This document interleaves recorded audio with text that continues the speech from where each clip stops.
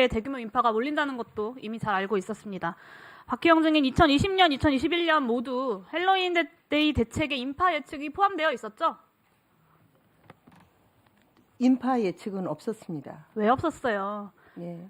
2020년, 21년 대책에 대규모 인파 방문 대비라고 저기 저렇게 써있지 않습니까? 예, 대규모 인파 녹사평역, 이태원역 승하차 인원만 4만 명, 5만 5천 명이었어요. 그래서 용산구는 올해도 다중인파를 충분히 예측하고 준비도 했습니다. 그 전에 있었던 이태원 지구촌 축제 때 보면요. 연인원 100만 명, 15일 개막일에만 30만 명이 모일 거라고 예상을 했고요. 아까 박형수 의원님께서 25일 확대 간부회의에서 부구청장의 발언 이야기하셨는데 부구청장은 인파까지는 예상을 못했다라고 답변을 하셨어요. 이거 위증입니다. 이거 위증인 부분에 대해서는 제가 뒤에서 저 밝히도록 하고요. PPT 넘겨주세요. 확대 간부회의에서 인파 분명히 얘기했고 심지어는 이거 못 본 사람들 있을까 봐요. 이렇게 문서까지 만들어서 인파가 몰릴 것을 예상한다고 전 직원 공람 지시사항으로 하달까지 했습니다. 수많은 인파가 몰릴 것으로 예상이 돼서 안전사고 예방을 위해서 적극적으로 사전 조치를 취해달라라고 전 부서에 보냈어요. 그런데 이걸 예측을 못하셨다고 지금 변명을 하시는 겁니다.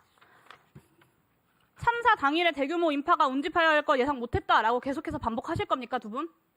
아니요, 인파가 많이 있을 거라는 건 알고 있었습니다. 위드 코로나고 또 그 전에 똑같은 얘기 하시는데요. 네. 2020년, 2021년 할로윈데이 특별방역 대책에 보면요. 방역뿐만 아니라요. 경비 안전 활동도 분명히 요청을 했습니다. 20년에 기동대 포함한 경찰 인력 배치, 경찰과의 비상연락 체계 유사 시 긴급 출동, 구청 업무소관 외 인도상 혼잡 경비를 계획했어요. 21년에도 같은 내용이 적시되어 있어요. 심지어 장소도 꼭 집어서요. 해밀턴 호텔 주변 등 인파 밀집 예상 지역. 참사가 일어난 인근이 가장 위험하다는 걸 용산구청에서는 이미 알고 있던 겁니다. 덧붙여서요. 넘어지는 사고가 발생할 줄 몰랐다? 사람이 이렇게 많이 죽을 줄 몰랐다? 올해 지구촌 축제 안전관리 계획에는요. 도로 전면 통제, 재난 대응 긴급대피실 경비과 등 경찰 협조 계획, 심지어는요. 넘어짐 사고 시에 안내방송 멘트까지 준비를 했습니다. 그런데 사람이 이렇게 많이 몰리면 이만치 위험하다라는 걸 예상을 못했다는 것을 지금 참사 이후에 용산구청에서는 똑같이 계속 반복하고 계신 거예요. 2020년에는요. 용산구청이 직접, 용산경찰서가 아니라 용산구청이 직접 이태원역에 무정차 통과를 협조 요청한 전례도 있습니다. 헬로윈데이에 이태원역을 이용해서 대규모 인파가 이태원을 방문할 것으로 예상된다. 올해보다 인파가 더 적었던 재작년에도, 작년보다 인파가 더 적었던 재작년에도 이를 요청을 한 겁니다. 박희영 증인이 계속해서 자꾸 주체 없는 행사 이야기하는데요. 코로나 방역이 핵심이 아니고요. 주체 없는 행사가 핵심이 아니에요. 다중인파 대책 너무 잘 알고 있었다는 증거가 이렇게 차고 넘칩니다. 핵심적 예방조치로 거론되는 기동대를 포함한 경찰 통제, 이태원역 무정차 2020년, 2021년에 다 했습니다. 이래도 발뺌을 하세요. 덧붙여서요. 제가 언급했던 20년, 21년 계획에요. 종합상황실 운영, 헬로윈데이 전후 청소 계획 이런 2022년에도 포함되어 있었던 계획들이 다 있거든요. 근데 그중에요. 다중인파 대책만 2022년에만 딱 누락이 된 거예요. 이거 왜 그럴까요? 박희영 구청장이 지시했습니까? 이것만 빼라고? 아닙니다. 명백하게 재난안전법 용산구 재난안전조례 위반이고요. 예견 가능한 재난을 막을 책임을 용산구청에서 박희영 구청장이 방기한 겁니다. 이것을 마땅한 처벌을 받아야 하고요. 이미 구속되셨습니다. 정상 업무도 불가능한 상황에서 사법 절차 완료될 때까지 한 달에 1,000만 원씩 연봉 1억 2천 꼬박꼬박 받으면서 구차하게 직을 유지할 게 아니라 마지막이라도 책임 있는 공직자의 자세를 보여주셔야 한다고 봅니다. 증인, 이번 참사에 대한 책임을 통감하면서 사퇴하시겠습니까? 빨리 답변하세요. 사퇴의 문제는 지금 결정할 단계는 아닙니다. 어떻게든 책임 회피하고 면피하려고 아직도 본인 책임 인정 안 하고 수를 쓰고 계신 겁니다. 다음 장 넘겨주세요. 12월 26일에 구속 이후에 수감되어 있던 중에 12월 30일에 언론에 이런 신년사를 내셨어요.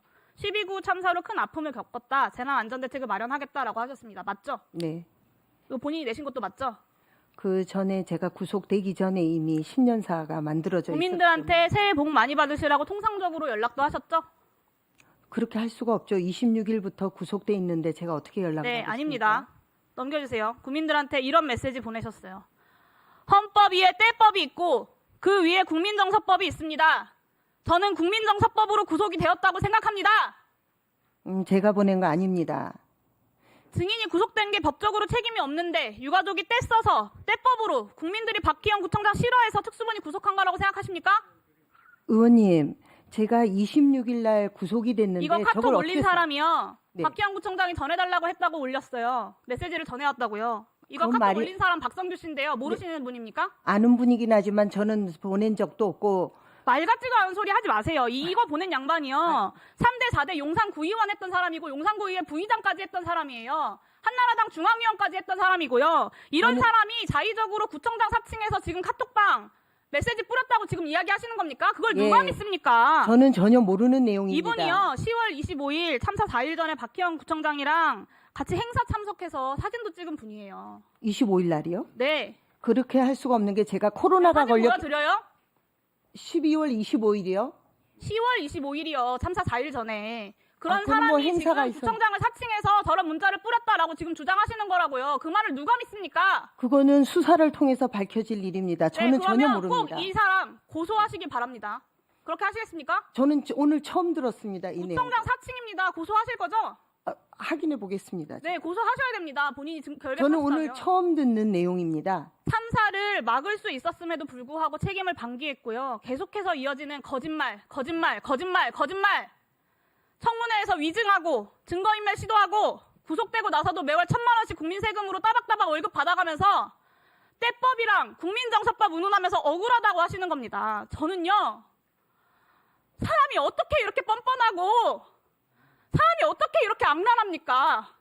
국회의원이기 이전에요. 정말 국민의 한 사람으로서 저도 치가 떨립니다. 이것을 지켜보고 있는 유가족들과 국민들을 지금 박희영 구청장이 모욕하고 있는 겁니다. 의원님, 지금 저 내용은 전혀 저는 오늘 처음 듣는 내용이고 모르는 내용입니다. 공직자로서 져야 할 책임을 지지 않아서 159명이라는 생명을 앗아가는 참사가 발생했습니다. 예, 그 부분에 대해서는 비통하게 생각합니다. 박희영 구청장이 마지막으로 네, 정리해 주십시오.